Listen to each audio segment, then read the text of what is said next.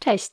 Dawno nie było już kwiatów, więc dziś goździki z chusteczek higienicznych.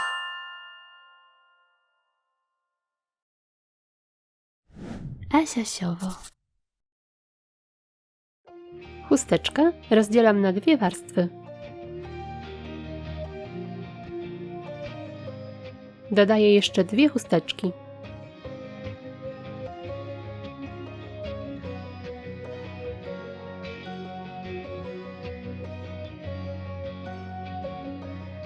Składam harmonijkę.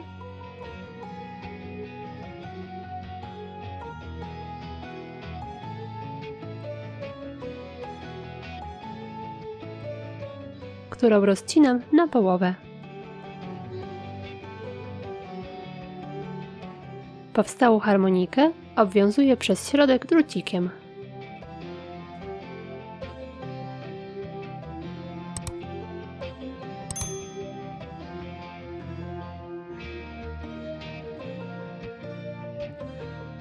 Delikatnie rozkładam wszystkie warstwy.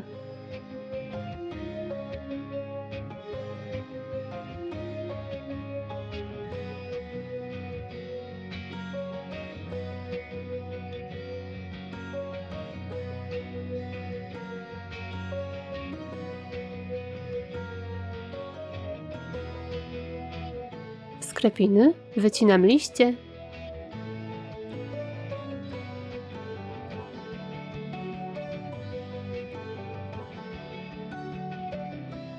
i wąski pasek.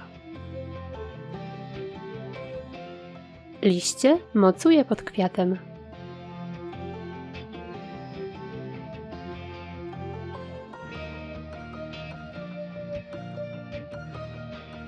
Paskiem maskuję drucik.